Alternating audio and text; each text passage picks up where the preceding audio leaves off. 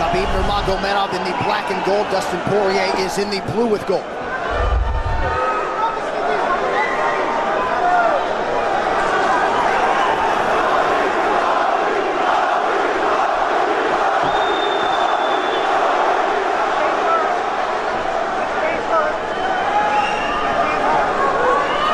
Nurmagomedov's striking has improved tremendously over the last 24 months or so. Had that knockdown against Conor McGregor, but in talking to Javier Mendez, they really feel like he's taking it to the next level. That being said, doesn't figure to lean on it too much tonight.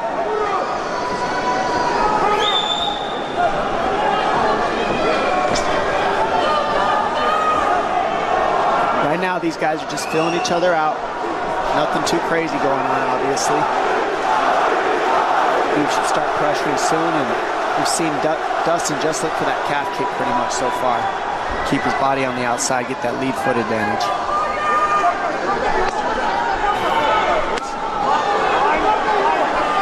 Back-to-back fights against southpaw strikers for Habib Nurmagomedov. Fast double leg. And on the single leg, head on the inside. And this is where he does his best work. Once he gets a hold of that leg, he just moves to the top of your body and just keeps you squished up against the fence. This is where Dastyn said he did a lot of work. We'll find out if it pays off. So this is the first time that Porea is feeling that famed Nurmagomedov pressure. And you see Porea wide-eyed looking to his chief corner, Mike Brown, for some advice.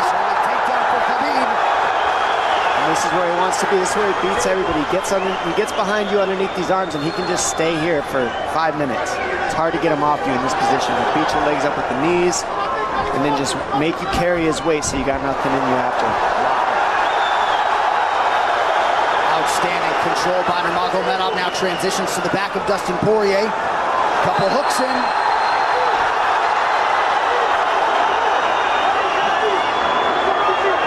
Says, I know I'm going to be taken down, I just have to keep the scramble going. And the scramble is not going right now. It's tough.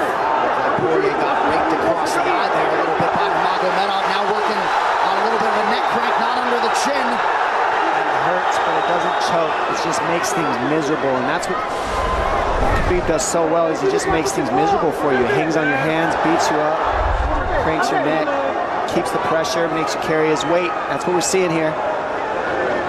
Porea getting advice, and Nurmagomedov just covering the face and looking him over.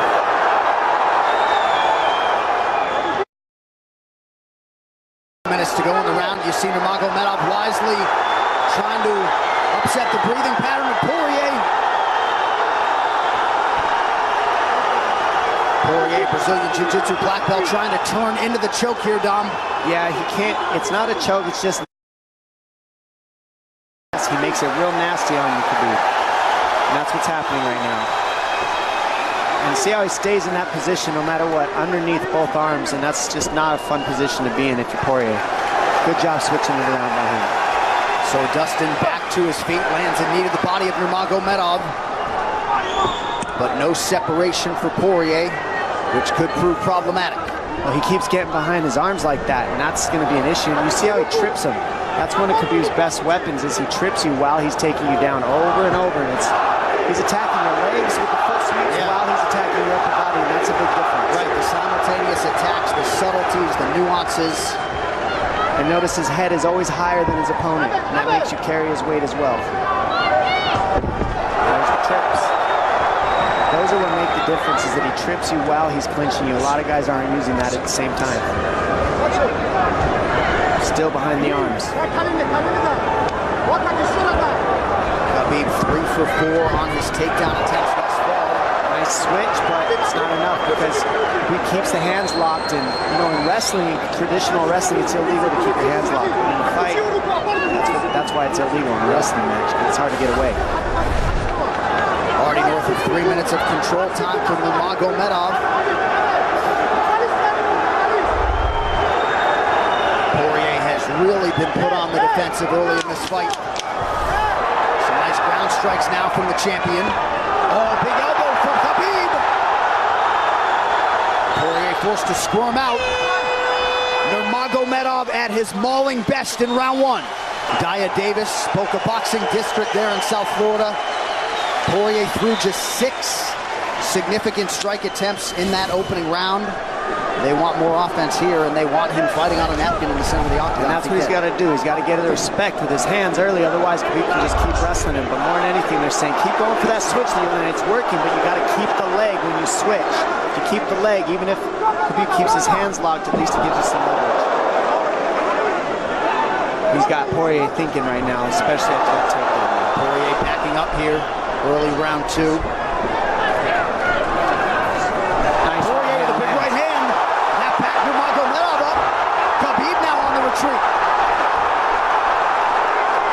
Hard to know the extent to which that hurt Nurmagomedov.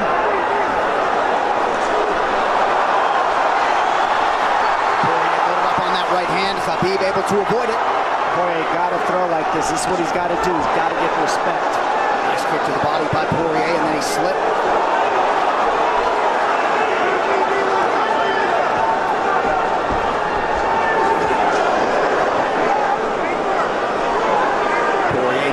Body there. Habib counters to the inside of that lead leg of Poirier. Against the fence. The speed on that double leg is just incredible.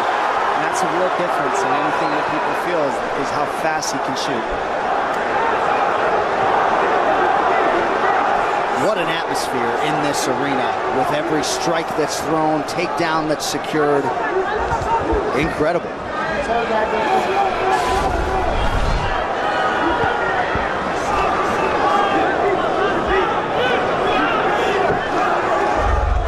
No surprise, Poirier said this was one of his harder training camps. Doing this every day for 10 rounds.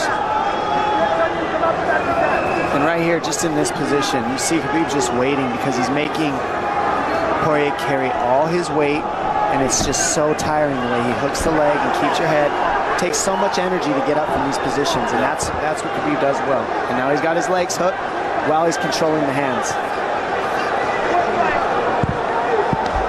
Poirier scooting to the fence, but yeah, I mean, you see that leg control by Nurmagomedov. And that's what I see the biggest difference with Habib from most grapplers is he's using his hands and his legs at the same time.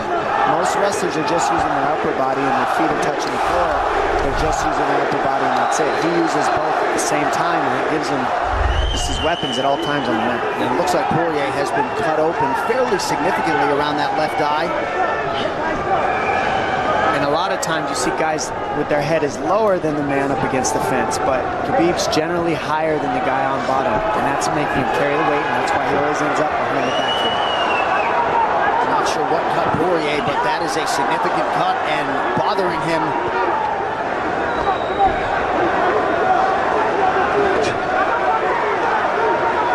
Under 2 minutes here to go in round 2 of a possible 5.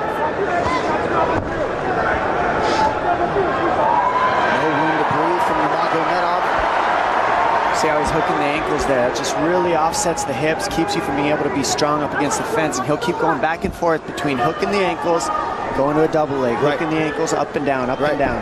As Poirier focuses on the upper body fighting for an underhook, you get your leg cut out from underneath. And then that gives him the upper body lock after you're tripped. No fun. Unless you're Team Nurmagomedov, and most people in this arena are, he'll try to drag Poirier down again here. His positioning is just literally pretty much flawless so far.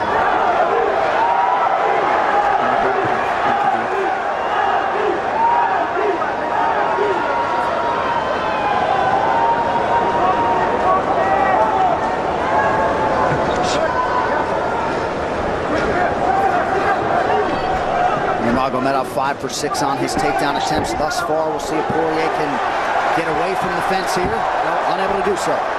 He's tired. It's exhausting. Carrying all this weight. He's doing more work than Habib right now.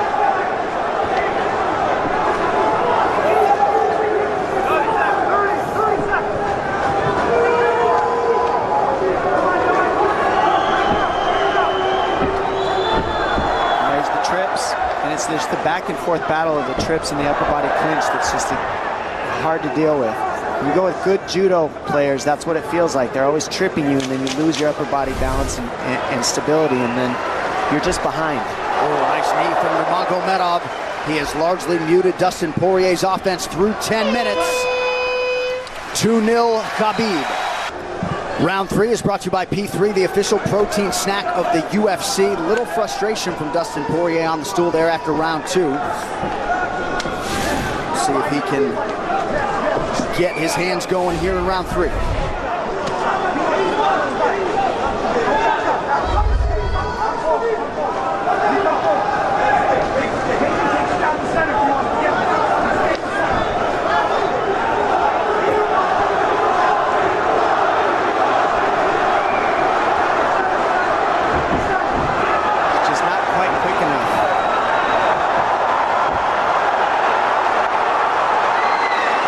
Guillotine's in, but it's not super tight yet.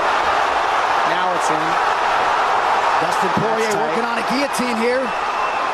Nurmagomedov staying composed. Gets him off him for a second, and he sticks to the guillotine to keep it, and that's in. That's in tight. But turning to a hip the way he's doing buys him some air. He sticks with it. Wow! Nurmagomedov pops his head out. Crowd goes bananas. And now Nurmagomedov knows how tired Dustin Poirier's arms are, and he gets right on the hand control, and this is what we saw at Curtis Blades earlier, is the hand control on the heavyweight. In the same position, the top leg position, and now his head's higher than Poirier, so Poirier's got to get all that weight off him before he can get away. But first and foremost, he has to attack the hand control of Habib.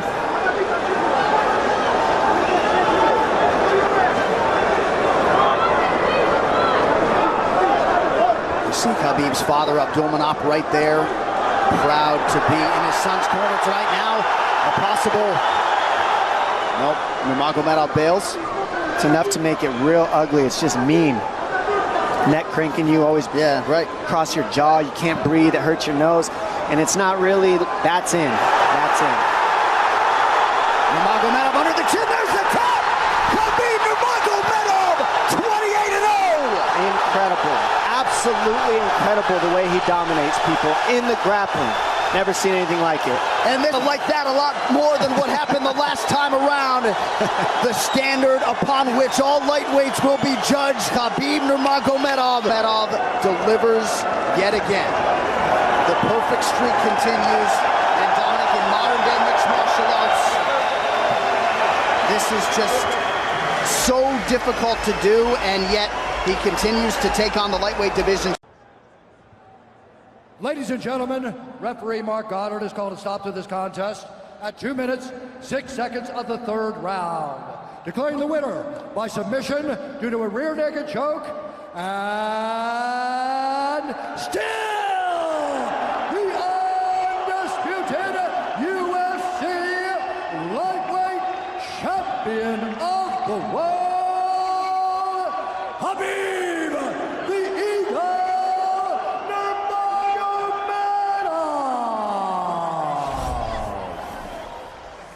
Эта арена и мир смешанных боевых единоборств принадлежит Хабибу Нурмагомедову сегодня. Несмотря на все давление, тебе вновь удалось взлететь и показать потрясающее выступление. Поздравляем тебя со второй защитой титула. Какие у тебя эмоции? Альхамдулиллах.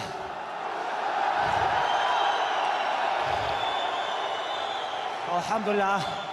Честно говоря, я не знаю, почему, из-за чего мне так много дано в жизни. Я понятия не имею. Так что первым делом я хочу поблагодарить Всевышнего. Далее, сегодня здесь мой отец.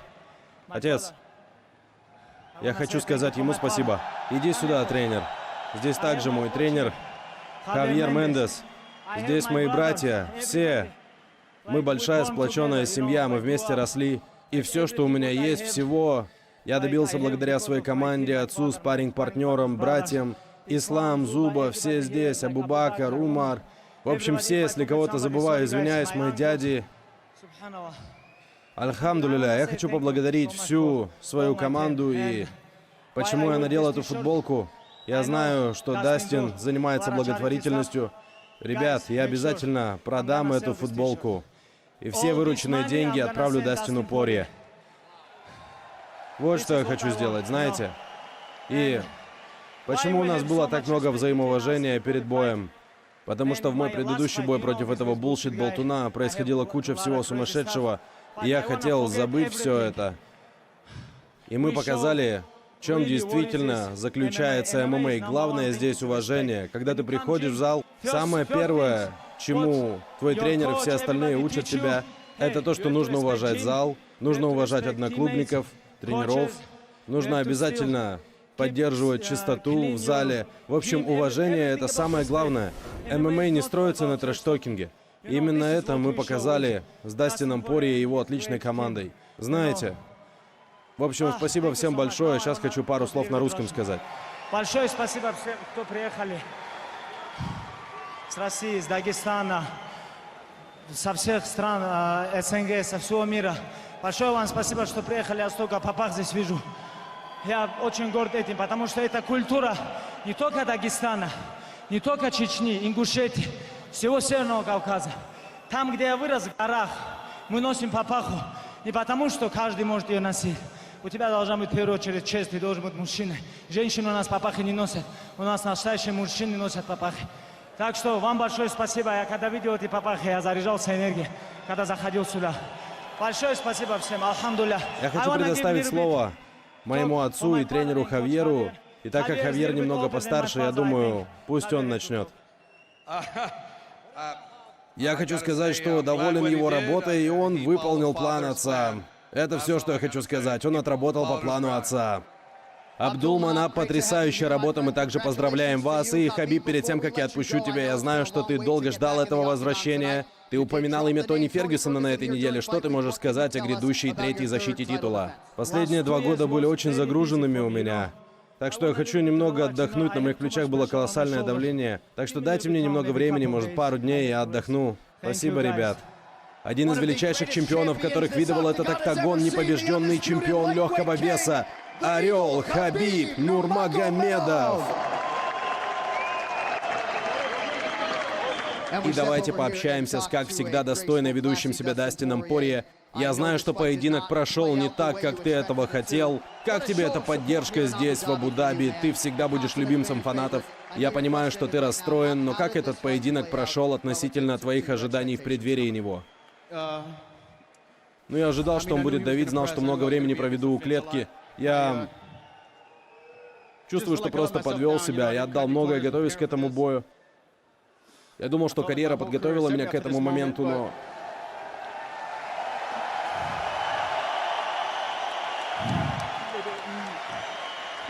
Может, в каких-то моментах я мог сделать больше. Я был так хорошо готов. А теперь, просыпаясь, я буду смотреть на себя в зеркало с этим результатом, и... Трудности прошлого меня научили, что в хорошие времена надо быть благодарным, а в тяжелые нужно вести себя достойно. Так что отправлюсь домой, проведу время с семьей. Это был долгий путь, я горжусь всем, чего достиг в этом спорте. У меня еще много пороха в пороховницах.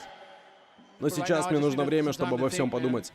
Так или иначе, пояс чемпиона и красавица-дочка ждут тебя дома. Мы не сомневаемся, что ты вернешься сильнее. Спасибо, что остался на интервью. Леди и джентльмены, еще раз. Бывший временный чемпион. Извиняюсь перед всеми, кого подвел. Обещаю, я хотел этого больше, чем что бы то ни было. Аплодисменты королю Лафайета, Луизиана, Дастину Pore.